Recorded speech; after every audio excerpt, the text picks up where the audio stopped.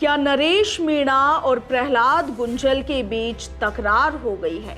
क्या प्रहलाद गुंजल नरेश मीणा से खफा है?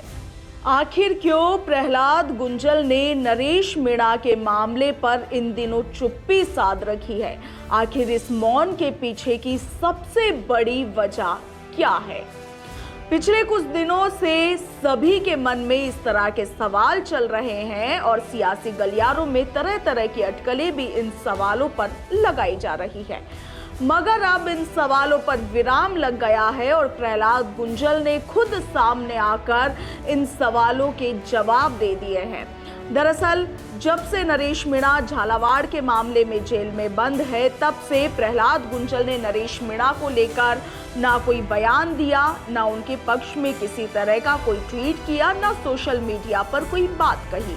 और तभी से इस तरह की अटकलें लगाई जा रही है कि क्या प्रहलाद गुंजल अब नरेश मीणा के मामले से पीछे हट गए हैं और वो ऐसा क्यों कर रहे हैं? क्या पार्टी ने उन्हें किसी तरह की हिदायत दी है? और अब एक निजी चैनल को दिए गए इंटरव्यू में प्रहलाद गुंजल ने इन सब बातों पर, इन सब सवालों पर अपनी चुप्पी तोड़ दी है। नरेश मीणा के मामले पर प्रहलाद गुंजल ने कहा है कि नरेश के मामले में मैं केवल इतना कहना चाहता हूं कि उसने खुद ने बाहर निकलकर सेल्फ स्ट्रेटेजी तय की है और सार्वजनिक बयान भी दिए हैं कि मैं प्रहलाद गुंजल की रिस्पेक्ट करता हूं।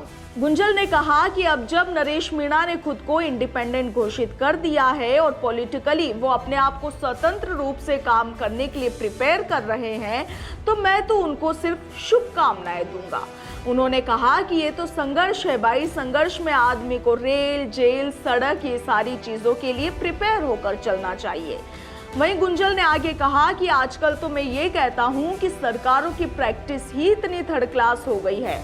नरेश तो सड़क पर धरने की बात कर रहा है, आप किसी फरियादी के पक्ष में थाने में जाकर बात नहीं कर सकते, बात करेंगे तो वहां भी आपके खिलाफ राजकार्य में बाधा डालने का मुकदमा दर्ज हो जाएगा।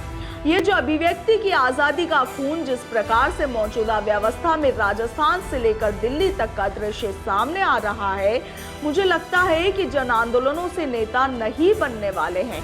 अब तो व्यवस्था की हाजिरी में लोग रहेंगे, व्यवस्था के मालिक उन्हीं में से किसी को तिलक लगा दिया करेंगे। मगर संघर्ष के आधार पर जन आंदोलनों की पृष्ठभूमि से अब उन पर 4-4, 6-6, 10-10 मुकदमे लगा दिया करेंगे और उन्हें अपराधी घोषित कर देंगे और वो जन आंदोलनों में मुकदमों का रिकॉर्ड भी न्यायालय की दृष्टि में तो आपराधिक रिकॉर्ड ही बन जाता है। तो कोई भी आदमी राजनीति में काम करते हुए अपने आप को अपराधी कहलवाना उचित क्यों समझेगा? प्रहलाद गुंजल ने आगे कहा कि मैं समझता हूं कि ये स्थितियां राजस्थान के लिए, आने वाली नौजवान संघर्षरत पीढ़ी के लिए उचित स्थितियां नहीं है। पॉलिटिक्स का चेहरा खराब हो रहा है। वहीं जब पत्रकार की ओर से प्रहलाद गुंजल से पूछा गया कि बातें चल रही थी कि नरेश मीणा को बीजेपी से टिकट मिलने ही वाला था, मगर किरोड़ी लाल मीणा की वजह से कहीं ना कहीं उन्हें टिकट नहीं मिला और कांग्रेस से भी नहीं मिला, जबकि आपने भी देवली उनियारा विधानसभा उपचुनाव से अपने पैर पीछे खींच लिए थे। इसके जवाब में प्रहलाद गुंजल ने कहा कि देखिए, इस पर मैं ज्यादा बयान नहीं दे सकता। किसको पार्टी में लेना है, किसको नहीं लेना है, ये पार्टी का अपना फैसला होता है। इस पर मैं क्या ही राय दूंगा कि बीजेपी किसके बारे में क्या सोचती है और कांग्रेस किसके बारे में क्या सोचती है। लेकिन मैं इतना जरूर कहता हूं कि नरेश ने पार्लियामेंट में उस समय मेरी मदद की जब मैं देश की एक प्रतिष्ठापूर्ण लड़ाई लड़ रहा था और मैंने देवली उनियारा से बैक नहीं किया, वहां पर मेरा क्लेम ही नहीं बनता था।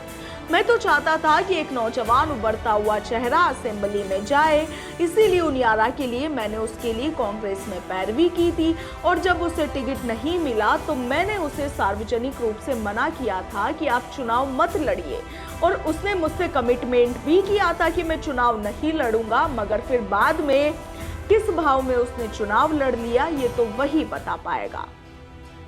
गुंजल ने आगे कहा कि नरेश मीणा ने चुनाव लड़ा और चुनाव लड़ते ही जेल चला गया और जेल से आने के बाद एक बार उसने टेलीफोनिक बातचीत में कहा कि मैं छूट गया हूं। बस इतना ही कहा और मुझसे मिला नहीं। मुझसे मिलता तो मैं उससे चर्चा करता, बातचीत करता और उससे जो मुझे उसके हित में कहना उचित लगता उसको सलाह देता। लेकिन अब वो इंडिपेंडेंट स्ट्रेटेजी से चल रहा है, तो मैं तो उसको शुभकामना ही दूंगा कि ईश्वर उसे उसके मकसद में कामयाब करे। मैं बस इतना ही कह सकता हूँ नरेश के बारे में, इससे ज्यादा मैं कुछ बोलना नहीं चाहता। वहीं जब पत्रकार ने प्रहलाद गुंजल से पूछा कि क्या नरेश मीणा के खिलाफ कोई स्ट्रेटेजी चल रही है, क्योंकि मीणा समाज के बाद गुर्जर समाज ही है जिसने नरेश मीणा का सबसे ज्यादा समर्थन किया, तो क्या इन दिनों गुर्जरों को नरेश मीणा के खिलाफ करने की कोई साजिश चल रही है? इसके जवाब में प्रहलाद गुंजल कहते हैं कि देखिए, ये भारतीय जनता पार्टी का चरित्र है, राष्ट्रवाद का ढोंग करती है और अपने कुल परिस्थितियां पैदा करने के लिए जातियों को लड़ाती है।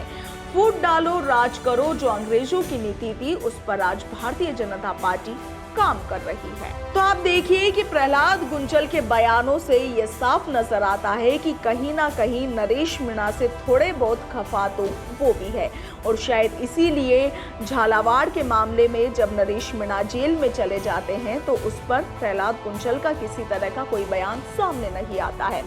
बता दें कि झालावाड़ के पीपलोदी में स्कूल की छत गिरने के बाद जो मासूमों की मौत हुई थी, उस मामले को लेकर के नरेश मीणा झालावाड़ के पीपलोदी पहुंचे थे और वहां पर झालावाड़ मेडिकल कॉलेज में उन्होंने धरना प्रदर्शन शुरू कर दिया था, जिसके बाद उन पर अस्पताल प्रशासन की ओर से सिक्योरिटी गार्ड, हॉस्पिटल स्टाफ के साथ धक्का मुक्की करने, गाली गलौज करने जैसे आरोप लगाए गए।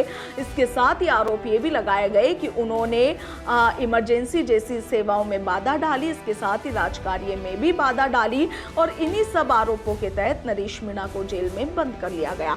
फिलहाल 8 तारीख को यानी कि 8 अगस्त को नरेश मीणा की पेशी होनी है, तब तक के लिए वो जेल में ही बंद है और तभी से उनके समर्थक लगातार उनकी रिहाई की मांग कर रहे हैं। इधर सियासी गलियारों में नरेश मीणा और प्रहलाद गुंजल के रिश्तों की बातचीत लगातार हो रही है, क्योंकि आप देखिए कि समरावता थप्पड़ कांड मामले के बाद जब नरेश मीणा को जेल हुई तो प्रहलाद गुंजल ही वो व्यक्ति थे जिन्होंने नरेश मीणा के लिए, उनकी रिहाई के लिए लंबी लड़ाई लड़ी, कई प्रेस कॉन्फ्रेंस की, पंचायतें की, मीटिंग्स की और महापंचायतें भी की और लगातार नरेश मीणा की रिहाई को लेकर बचनलाल सरकार को उन्होंने घेरा था। मगर झालावाड़ वाले मामले में जब नरेश मीणा को जेल हुई तब प्रहलाद गुंजल का किसी भी तरह का कोई बयान न आना बड़े सवाल खड़े कर रहा था और अब इन सवालों का जवाब भी प्रहलाद गुंजल ने दे दिया है। प्रहलाद गुंजल के बयानों पर आपका क्या कुछ कहना है, कमेंट सेक्शन में जरूर लिखिएगा। फिलहाल के लिए इतना ही, नमस्कार।